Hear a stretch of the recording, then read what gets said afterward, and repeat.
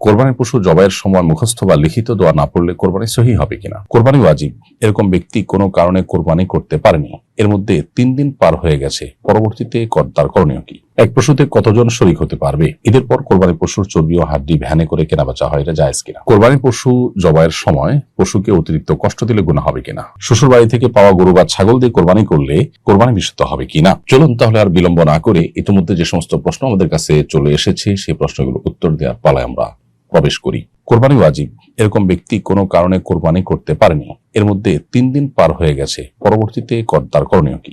কোরবানি ওয়াজিব ব্যক্তি যদি কোরবানির দিনগুলোতে কোরবানি করতে না পারেন, কোনো কারণে পার হয়ে গেছে, তিনি কোরবানি করার সুযোগ পান নাই, তাহলে কোরবানি উপযুক্ত একটা ছাগলের মূল্য কমপক্ষে তাকে সাদেকা করে দিতে হবে। আর যদি তিনি পশু না কিনে থাকেন, এটা সেজন্য তখন প্রযোজ্য। আর যদি পশু কিনে থাকেন তাহলে সেক্ষেত্রে যে পশু কিনেছেন সেটা কোরবানির দিনগুলোতে কেনা জবাই করা যায় নাই কোনো কারণে, তাহলে সেটা কোরবানির দিনগুলো পার হওয়ার পর ওটা কোনো গরিবদেরকে দান করে দিবে, সাদাকা করে দিবে। এক পশুতে কতজন শরীক হতে পারবে? উত্তর হলো, একটা পশুতে একজন শরীক হবে যদি সেই পশু হয় ছাগল, ভেড়া বা দুম্বা। আর যদি সেই পশু হয় গরু, মহিষ বা ওট, তাহলে সেক্ষেত্রে সর্বোচ্চ 7 জন শরীক হতে পারবে।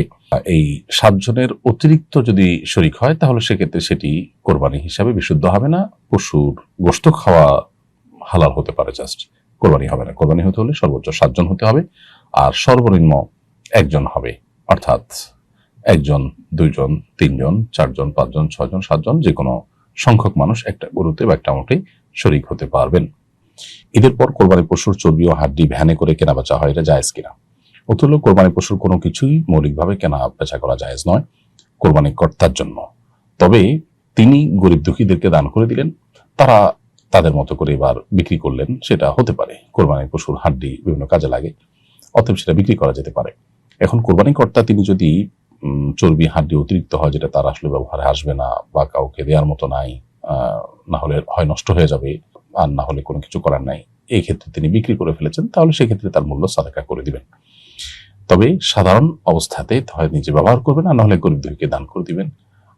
মাদ্রাসাগুলো থেকে বা বিভিন্ন লিল্লাহ ফান্ড আছে, লিল্লাহ বোর্ডিং আছে, সে সমস্ত জায়গা থেকে উদ্যোগ নিয়ে এগুলো কালেকশন করে তারা বিক্রি করতে পারেন। কোরবানি কর্তা বিক্রি না করে তারা বিক্রি করাটাই হলো অধিকতর উপযোগী এবং উত্তম। কোরবানি পশু জবাইয়ের সময় পশুকে অতিরিক্ত কষ্ট দিলে গুনাহ হবে কিনা? পশুকে অতিরিক্ত কষ্ট দিলে অবশ্যই গুনাহ হবে।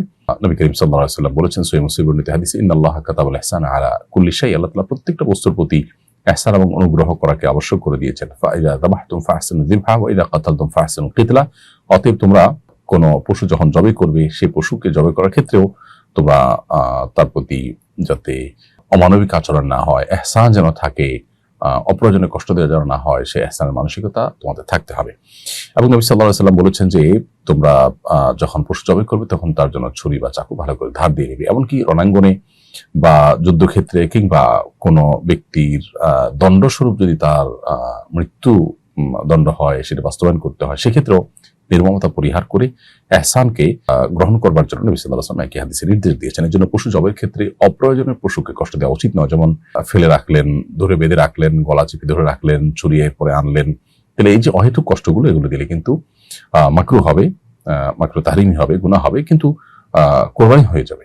আপনি কোরবানির মতো ইবাদত করেও যদি আল্লাহর অসন্তোষের কারণ হন, অহেতুক পশুকে কষ্ট দেন, তাহলে সেটা তো নিশ্চয়ই আপনার কোরবানির মানকে কমিয়ে দিবে।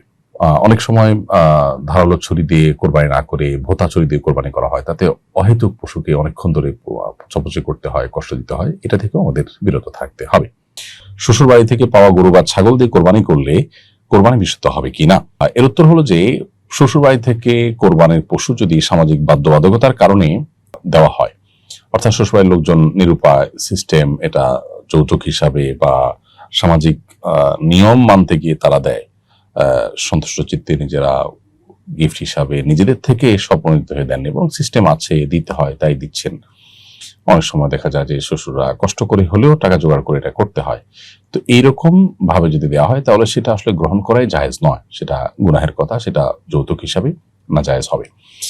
আর যদি সেরকম বাধ্যবাধকতা নেই, তারা অসন্তুষ্ট চিত্তে দেন নাই, বরং খুশি হয়ে তারা নিজেদের থেকে, তাদের অনেক আছে সেই জায়গা থেকে তারা গিফট দিয়েছেন, তাহলে সেক্ষেত্রে গিফট দেওয়া নেওয়া জায়েজ। কিন্তু এটা যেহেতু সামাজিক কালচারে পরিণত হয়েছে এবং এই কালচারের কারণে যারা সচ্ছল তারা তো দিতে পারছেন, অসচ্ছলটাও দিতে বাধ্য হচ্ছেন, সেজন্য এই কালচারটাকে অ্যাভয়েড করা দরকার এবং এটাকে আমাদের সমাজ থেকে বিতাড়ন করা জরুরি।